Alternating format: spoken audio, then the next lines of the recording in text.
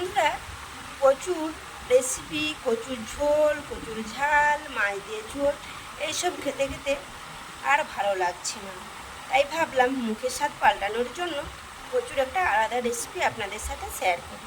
তো অনেক দিন ধরে ভাবছি কচু বাটা করে খাবো, তো সেটাই ভাবছি আপনাদের সাথে একটু শেয়ার করি। তো দেখুন, আজকে আমি বানাবো কচু বাটা। আর এই কচু বাটাটা খেতে গরম ভাতের সাথে দারুণ লাগে।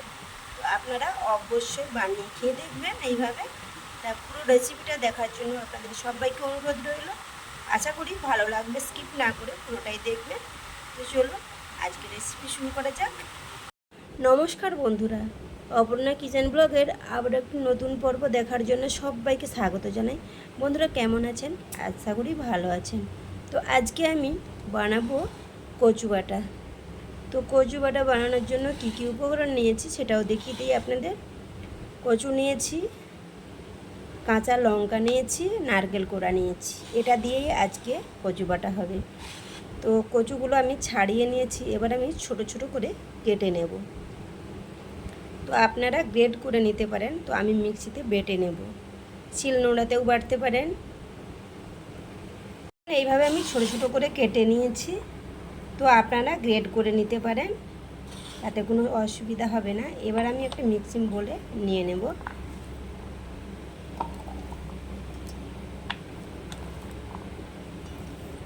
নিয়ে ভালোভাবে বেটে নেব। আমি সব কচু, কাঁচা লঙ্কা আর দিয়ে দেব নারকেল কোড়া, দিয়ে ভালোভাবে আমি পেস্ট করে নেব। এইভাবে পেস্ট বানিয়ে নিয়েছি। তো দেখুন কত সুন্দর দেখাচ্ছে, দেখুন। এবার আমি গ্যাসের কাছে নিয়ে যাব। গ্যাসের মধ্যে আমি আগে থেকে কড়াই বসিয়ে রেখেছি, ওর মধ্যে দিয়ে দেব সরষের তেল। তো এই রান্নাটিতে অবশ্যই সরষের তেল দেবে, সরষের তেলটাই লাগবে। তো এবার দিয়ে দেব কালো জিরে।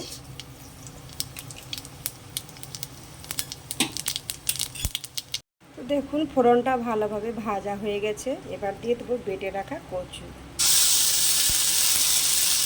তো বন্ধুরা অবশ্যই অল্প আঁচে রান্নাটা করবেন, নাহলে কড়াইতে লেগে যাবে।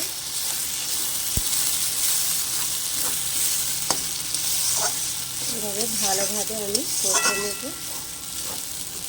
এর মধ্যে দিয়ে দেব স্বাদ মতো লবণ আর দেব হলুদ গুঁড়ো। তো হলুদ গুঁড়োটা আপনারা স্কিপ করতে পারেন। আর আমি ভালোভাবে নাড়াচাড়া করে নেব যতক্ষণ না কচুর মধ্যে যে জলটা শুকিয়ে যাচ্ছে।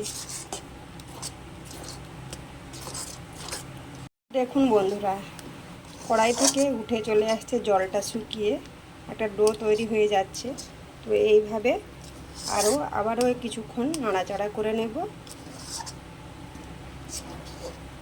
তো অবশ্যই অল্প আঁচে রান্নাটা করবে, না হলে পুড়ে যাবে, খেতেও ভালো লাগবে না। কচু বাটা একেবারে তৈরি, দেখুন জল শুকিয়ে একেবারে একটা ডো তৈরি হয়ে গেছে অলরেডি। দেখুন এবার আমি নামিয়ে নেব। নামিয়ে নিয়ে তারপর দেখাচ্ছি আপনাদের। দেখুন একটা বাটির মধ্যে আমি নামিয়ে নিয়েছি। এবার দেখব সর্ষের তেল। সর্ষের তেলটা অবশ্যই দেবেন, না হলে খেতে ভালো লাগবে না। দিয়ে দেবো দুটো লঙ্কা। লঙ্কাটা অবশ্যই দেবেন, খেতেও ভালো লাগবে। মাখিয়ে নেবেন যদি প্রয়োজন হয় আপনাদের। দেখুন কত সুন্দর একটা কালারও এসেছে, আর খেতেও দারুণ হবে। তো আপনারা একবার ট্রাই করে দেখতে পারেন এইভাবে। তো বন্ধুরা, রেসিপিটি আর বেশি বড় করব না। এই কচু বাটার রেসিপিটি কেমন লাগলো অবশ্যই লাইক কমেন্ট করে জানাবেন, ভালো লাগলে শেয়ার করবেন। আমার এই রেসিপিটা এতক্ষণ দেখার জন্য আপনাদেরকে অসংখ্য অসংখ্য ধন্যবাদ। এইভাবে পাশে থাকবেন, সাথে থাকবেন। আপনারা না থাকলে কিছু করতে পারবো না, আপনাদের ভালোবাসা অবশ্যই দরকার। তো অনেক ভালোবাসা রইল সবার জন্য। আর যদি কোনো বন্ধু নতুন এসে থাকেন চ্যানেলটিতে সাবস্ক্রাইব করে অল করে রাখবেন, যাতে ভিডিও ছাড়ার সাথে সাথে আপনাদের কাছে পৌঁছে যায়।